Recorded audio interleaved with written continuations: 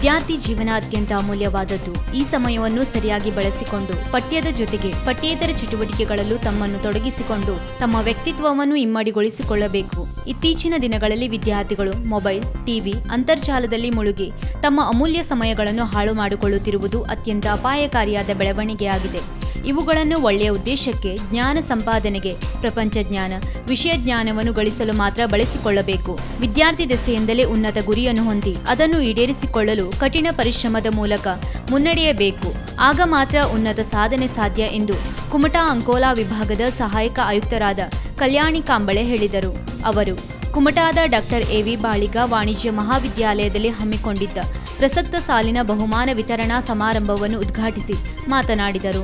Canara college society council ಸದಸ್ಯ ಹಾಗೂ ನಿವೃತ್ತ ಪ್ರಾಚಾರ್ಯರಾದ ಡಾಕ್ಟರ್ ವಿ.ಎಂ. ಪೈ ಮಾತನಾಡಿ, ಇಂದಿನ ಶೈಕ್ಷಣಿಕ ಔದ್ಯೋಗಿಕ ಕ್ಷೇತ್ರದಲ್ಲಿ ಭಾಷಾ ಕೌಶಲ್ಯ, ಸಂವಹನ ಕೌಶಲ್ಯ, ಮಂಡನ ಕೌಶಲ್ಯಗಳು ಅತ್ಯಂತ ಮಹತ್ವದಾಗಿದ್ದು ಎಲ್ಲರೂ ಇವುಗಳನ್ನು ಬೆಳೆಸಿಕೊಳ್ಳುವುದರ ಮೂಲಕ ಸಾಧನೆಗೈಯಬೇಕು ಎಂದರು.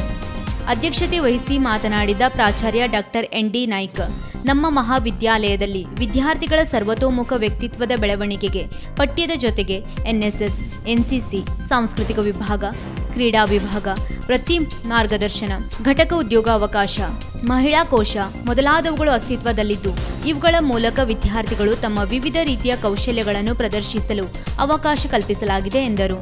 ಕಾರ್ಯಕ್ರಮದಲ್ಲಿ ಯೂನಿಯನ್ ಕಾರ್ಯಾಧ್ಯಕ್ಷ ಡಾಕ್ಟರ್ ಅರವಿಂದ್ ನಾಯಕ್, ಕ್ರೀಡಾ ವಿಭಾಗದ ಕಾರ್ಯಾಧ್ಯಕ್ಷ ಡಾಕ್ಟರ್ ಶ್ರೀನಿವಾಸ್ ಹರಿಕಾಂತ್, ವಿದ್ಯಾರ್ಥಿ ಕಾರ್ಯದರ್ಶಿ ಶಿವಪ್ರಸಾದ್ ನಾಯಕ್, ನಮನ ಕವರಿ ರಂಜಿತಾ ಪಡವಲಕರ್ ಉಪಸ್ಥಿತರಿದ್ದರು. ಈ ಸಂದರ್ಭದಲ್ಲಿ ಪ್ರಸಕ್ತ ಸಾಲಿನಲ್ಲಿ ವಿವಿಧ ವಿಭಾಗಗಳಲ್ಲಿ ಸಾಧನೆ ಮಾಡಿದ ವಿದ್ಯಾರ್ಥಿಗಳಿಗೆ ಬಹುಮಾನ ವಿತರಿಸಿ ಸನ್ಮಾನಿಸಿ ಗೌರವಿಸಲಾಯಿತು. ಸಾವು ನೋವುಗಳಾದವು. ಆ ಒಂದು ಸಂದರ್ಭದಲ್ಲಿ ಕಲ್ಯಾಣಿ ಮೇಡಮ್ ಅವರು ಮಾಡಿದಂಥ ಒಂದು ಸೇವೆ ಅದು ಜನಮಾನಸದಲ್ಲಿ ಚಿರಸ್ಥಾಯಿಯಾಗಿ ಉಳಿಯುವಂಥದ್ದು.